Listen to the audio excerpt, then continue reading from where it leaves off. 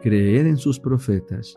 Martes 23 de mayo 2023, Salmos 17. La oración de un hombre justo. Oración de David. Escucha, oh Señor, una causa justa. Atiende a mi clamor. Presta oído a mi oración que es de labios sin engaño. Proceda de tu presencia mi vindicación. Vean tus ojos la rectitud. Tú has examinado mi corazón. Me has visitado de noche. Me has probado y nada infame has hallado, porque me he propuesto que mi boca no se exceda. En cuanto a las obras de los hombres, por la palabra de tus labios me he guardado de las sendas de los violentos. Mis pasos se han mantenido en tus caminos, para que mis pies no resbalen. Yo te invoco, porque tú oirás, oh Dios. Inclina a mí tu oído, escucha mi palabra. Muestra tus maravillosos actos de misericordia, tú que a los que confían libras con tu diestra de los que se levantan contra ti. Guárdame como la niña de tu ojo. Escóndeme bajo la sombra de tus alas, de la vista de los impíos que me oprimen y de mis enemigos mortales que me rodean. Ellos están protegidos con su propio cebo, con su boca hablan con soberbia. Han rodeado nuestros pasos, sobre nosotros ponen sus ojos para echarnos por tierra. Se parecen al león que anhela la presa, o al cachorro de león que se agacha en secreto. Levántate, oh Señor, hazle frente, somételo. Con tu espada libra mi alma de los impíos, oh Señor. Líbrame con tu mano de los hombres de este mundo cuya parte está en esta vida, cuyos vientres llenas con tus tesoros, cuyos hijos se sacian y aún dejan para sus pequeños. En cuanto a mí, en justicia veré tu rostro, quedaré satisfecho cuando despierte a tu semejanza. El conflicto de los siglos, capítulo 12. La reforma en Francia. Dios estaba preparando aún más obreros para extender su causa. En una de las escuelas de París hallábase un joven formal, de ánimo tranquilo, que daba muestras evidentes de poseer una mente poderosa y perspicaz, y que no era menos notable por la pureza de su vida que por su actividad intelectual y su devoción religiosa. Su talento y aplicación hicieron pronto de él un motivo de orgullo para el colegio, y se susurraban entre los estudiantes que Juan Calvino sería un día uno de los más capaces y más ilustres defensores de la Iglesia. Pero un rayo de luz divina penetró aún dentro de los muros del escolasticismo y de la superstición que encerraban a Calvino.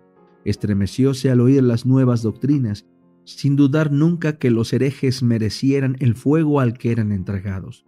Y no obstante, sin saber cómo, tuvo que habérselas con la herejía, y se vio obligado a poner a prueba el poder de la teología romanista para rebatir la doctrina protestante.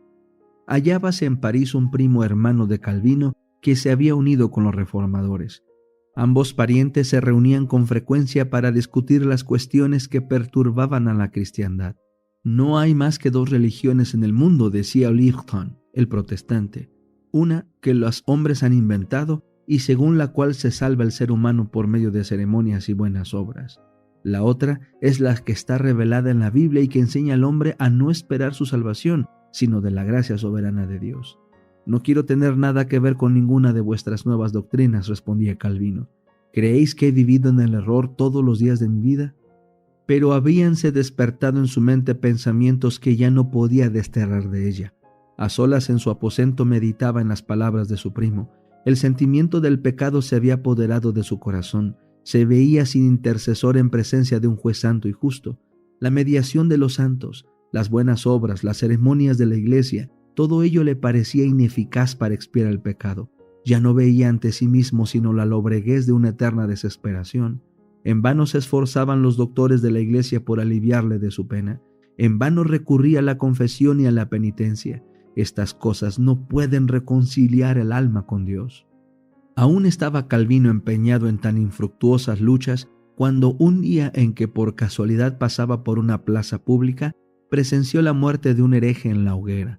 Se llenó de admiración al ver la expresión de paz que se pintaba en el rostro del mártir, en medio de las torturas de una muerte espantosa, y bajo la terrible condenación de la iglesia, daba el mártir pruebas de una fe y de un valor que el joven estudiante comparaba con dolor con su propia desesperación y con las tinieblas en que vivía a pesar de su estricta obediencia a los mandamientos de la iglesia.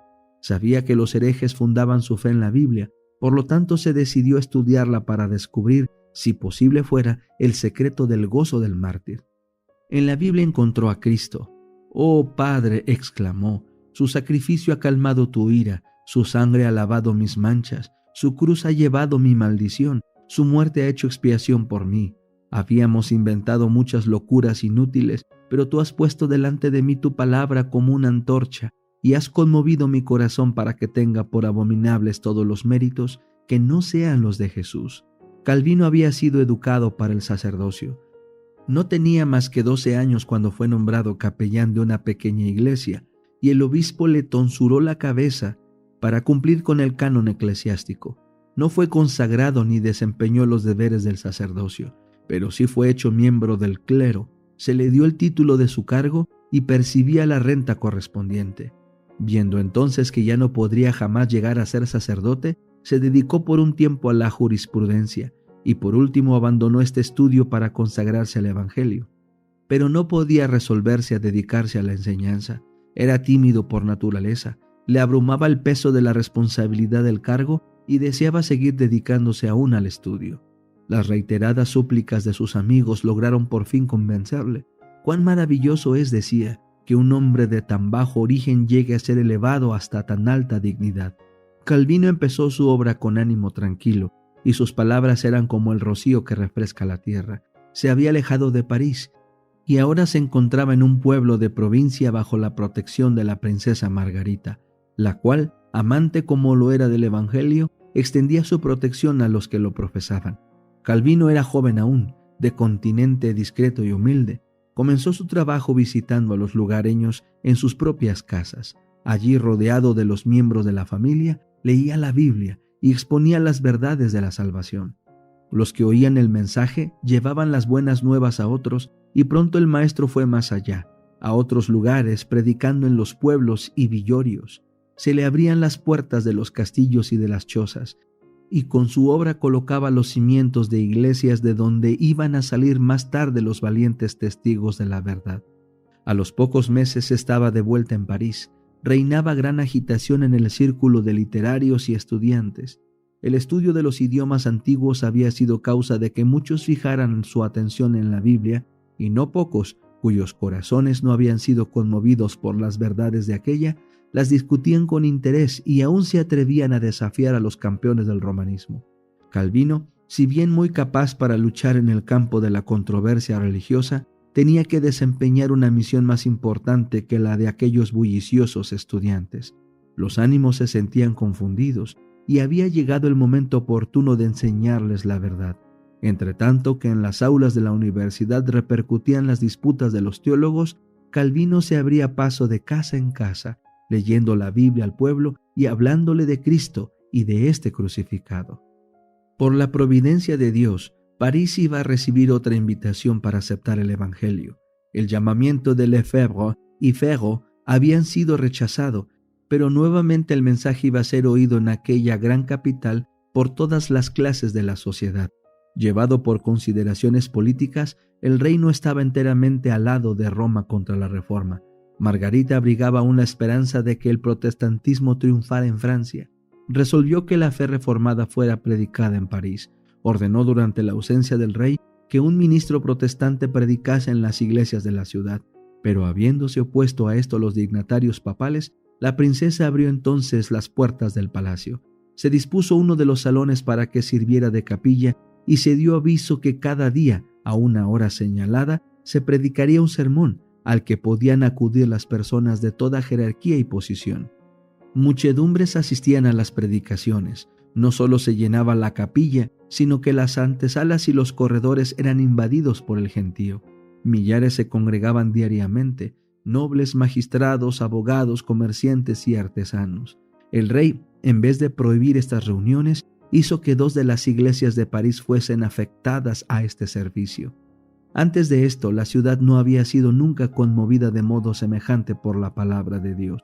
El espíritu de vida que descendía del cielo parecía soplar sobre el pueblo. La templanza, la pureza, el orden y el trabajo iban sustituyendo a la embriaguez, al libertinaje, a la contienda y a la pereza. Pero el clero no descansaba. Como el rey se negase a hacer cesar las predicaciones, apeló entonces al populacho. No perdonó medio alguno para despertar los temores, los prejuicios y el fanatismo de las multitudes ignorantes y supersticiosas. Siguiendo ciegamente a sus falsos maestros, París, como en otro tiempo Jerusalén, no conoció el tiempo de su visitación ni las cosas que pertenecían a su paz. Durante 2 años fue predicada la palabra de Dios en la capital, pero si bien muchas personas aceptaban el Evangelio, la mayoría del pueblo lo rechazaba. Francisco había dado pruebas de tolerancia por mera conveniencia personal, y los papistas lograron al fin recuperar su privanza. De nuevo fueron clausuradas las iglesias y se levantó la hoguera. Calvino permanecía aún en París, preparándose por medio del estudio, la oración y la meditación para su trabajo futuro, y seguía derramando luz, pero al fin se hizo sospechoso. Las autoridades acordaron entregarlo a las llamas. Creyéndose seguro en su retiro, no pensaba en el peligro. Cuando sus amigos llegaron apresurados a su estancia para darle aviso de que llegaban emisarios para prenderle, en aquel instante se oyó que llamaban con fuerza en el zaguán. No había pues ni un momento que perder. Algunos de sus amigos detuvieron a los emisarios en la puerta, mientras otros le ayudaban a descolgarse por una ventana, para huir luego precipitadamente hacia las afueras de la ciudad. Encontrando refugio en la choza de un labriego, amigo de la Reforma, se disfrazó con la ropa de él y, llevando al hombro un azadón, emprendió viaje. Caminando hacia el sur, volvió a hallar refugio en los dominios de Margarita.